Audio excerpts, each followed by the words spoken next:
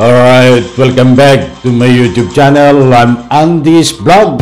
Ito, mga kaibigan, natuklasan, matinding banta nitong kasalukuyang Vice Presidente Sara Duterte dito sa gaganapin suna ng ating kasalukuyang Pangulo Bongbong Marcos. Naku po, ay halatang-halata naman noong pa man ay halatang-halata ho dito sa galawan nitong Vice Presidente na si Duterte. At siyempre, magkakasangkot sila. Kapatid, tatay.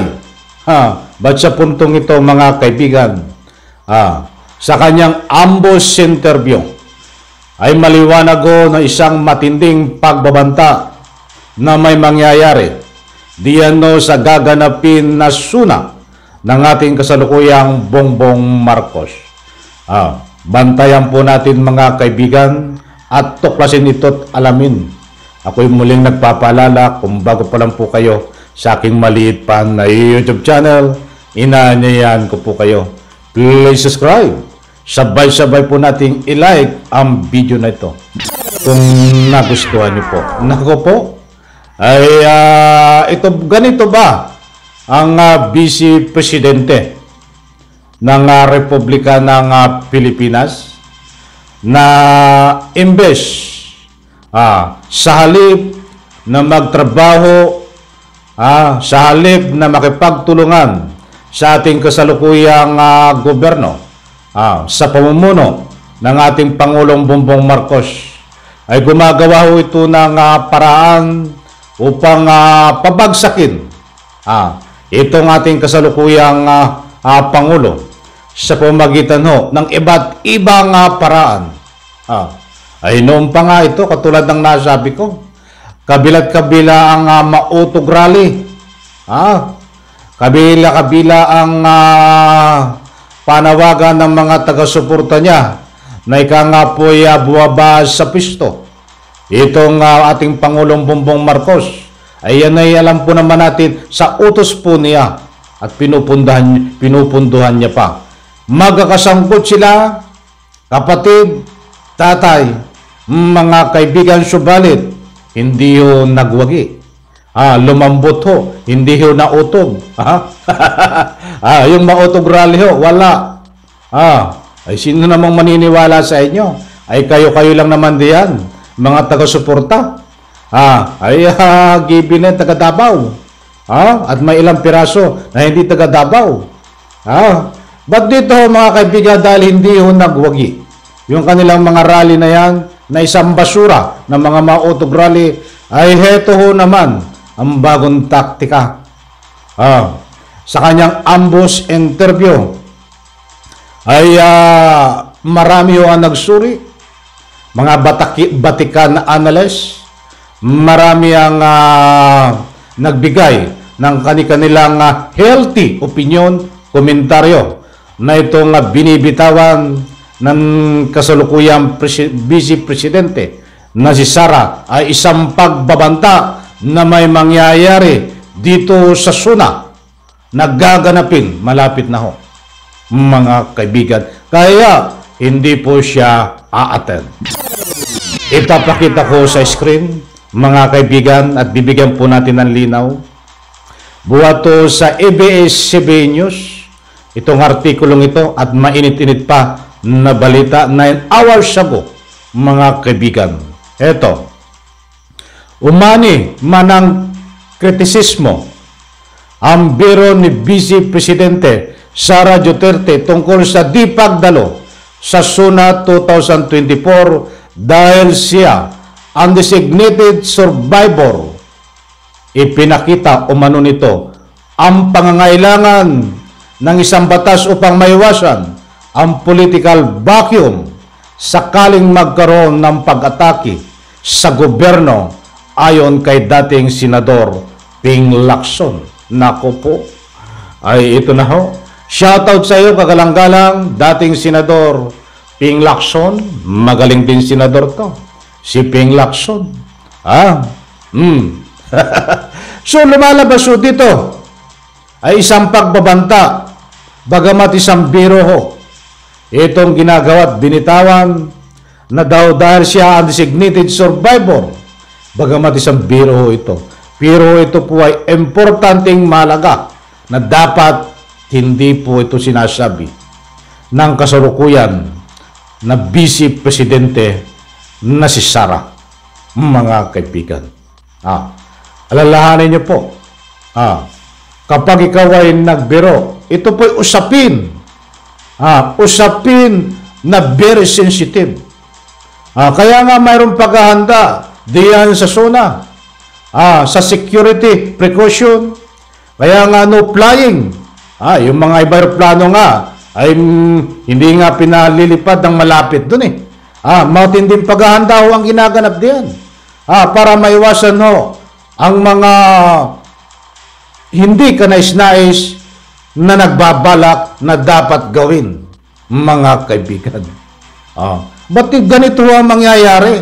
Mayroong isang babae, Vice President pa naman, na nagsasabi, na nagpapahiwatig ho ito, na kaya hindi siya attend, ay mayroong mangyayari. Diyan ho sa SONA. Yan ang gustong ipunto nitong dating senador, Ping Lacson, na tama ho ang kanyang pananaw. Di po ba?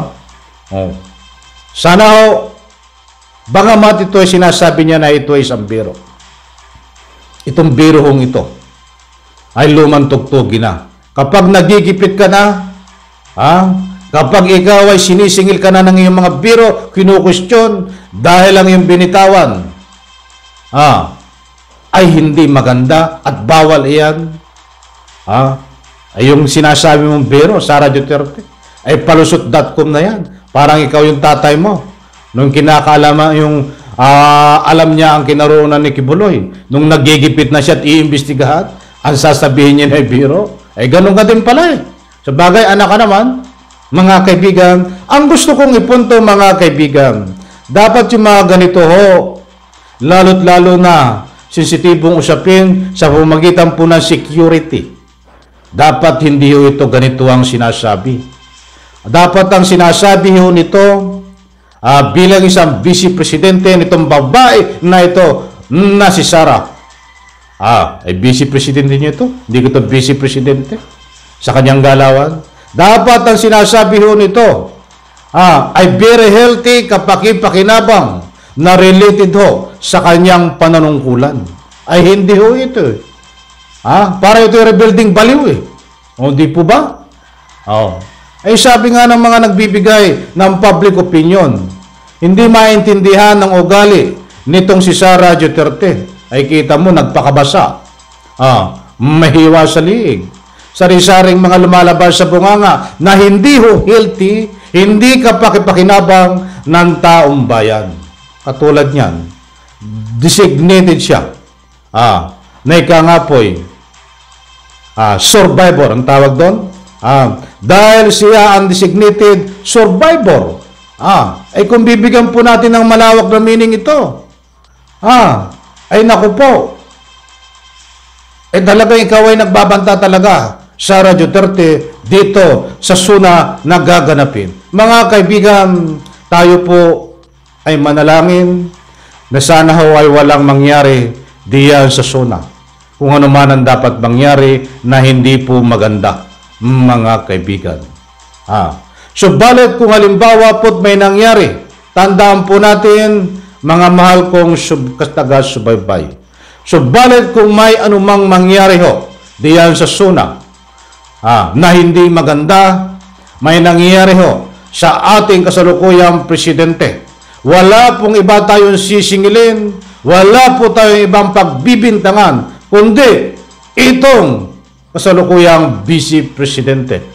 Dahil ang magbabatayan po natin, magbabatay po tayo dito sa kanyang binitawan na ito po ay isang malaki na pagbabanta sa gaganapin na SONA.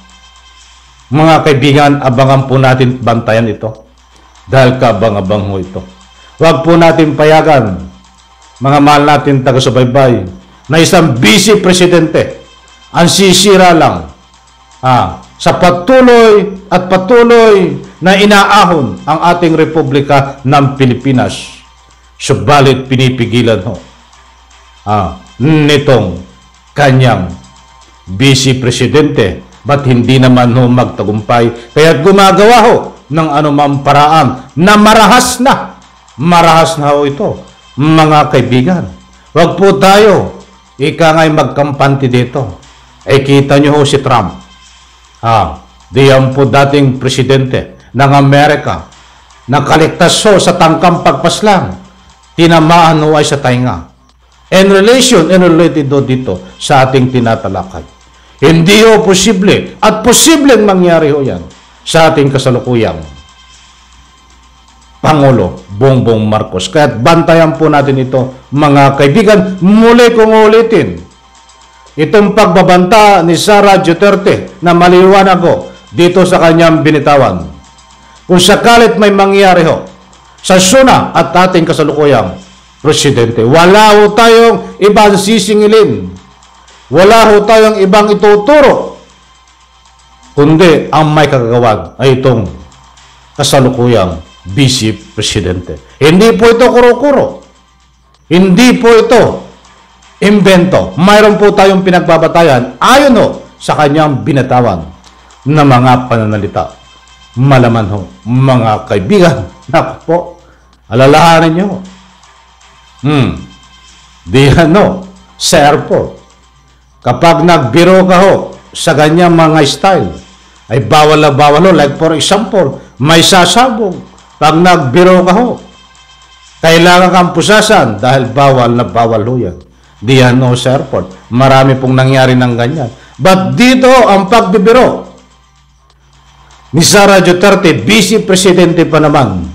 At ang usapin na SUNA ay very sensitive. Ang nga po, security dito ang usapin. Kaligtasan. Maraming ginagastos dito para magkaroon po ng mga advance party. At nang sa ganon, masecure ang tunay na kaligtasan ng ating Pangulong Bongbong Marcos sa kasalukuyang ginagawa ang SUNA. Ba't ito matutuklasan natin harap-harapan na nagbabanta na itong si Sara Duterte? Kaya hindi po siya a-attend ng SUNA. Sana pwede bang maaresto ito? Kaya lang hindi ko alam mga kaibigan. Maraming batas walang ngipin ang gusto kong ipunto.